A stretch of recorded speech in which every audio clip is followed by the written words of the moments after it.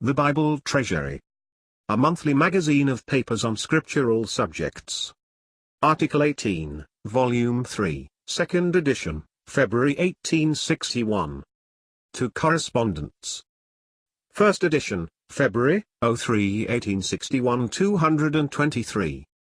If G.H.L. were to send his statement of evidence as to the 70 weeks of Daniel, the editor might be enabled to form a better judgment whether its publication would tend to profit. But he cannot for a moment allow that to deny symbols in the prophecies is a help to understanding them. In his opinion, it is as erroneous as the opposite theory, which denies any part to be literal. The truth is, that in almost all the prophets there is a mixture of figures with ordinary language, which to a really simple mind, occasions no insurmountable difficulty. The source of mistake as to Scripture lies in the truths communicated, far more than in the words which convey them. Again, he thinks that it is puerile to gainsay the fact that symbols are the rule, the language of every day the exception, in a large part of Daniel and the Revelation. None have done more harm than men like Tyso, who, overlooking this in their zeal for letter, have propounded the grossest absurdities, for example, that the locusts of Revelation 9 are literal insects, bred in the smoke of the bottomless pit, as insects are, commonly, in a blight, or that the woman in Revelation 12, is some pious and excellent woman, perhaps a queen. Symbols, figures, plain language, all occur, here and there. One theorist, according to the character of his mind, sees nothing but figure, another reads nothing but letter.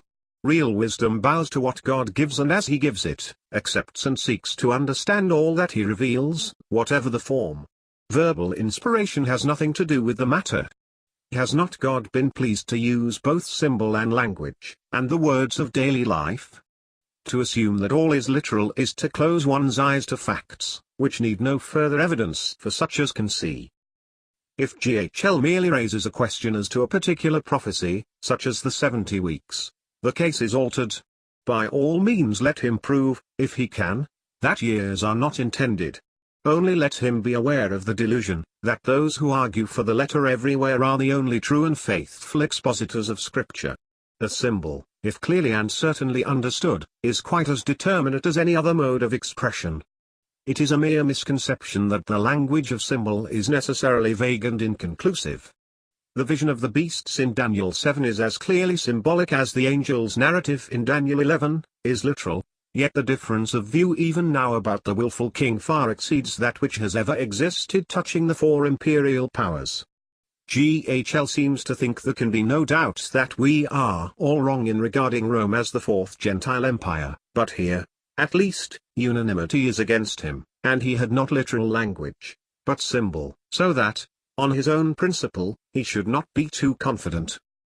Further, the editor would remind G.H.L. that those who profess to be literal interpreters exhibit a very large amount of conflict and inconsistencies in their schemes, and that the mystical school can scarcely be said to surpass in monstrous explanations what has emanated in our own day from their antagonists.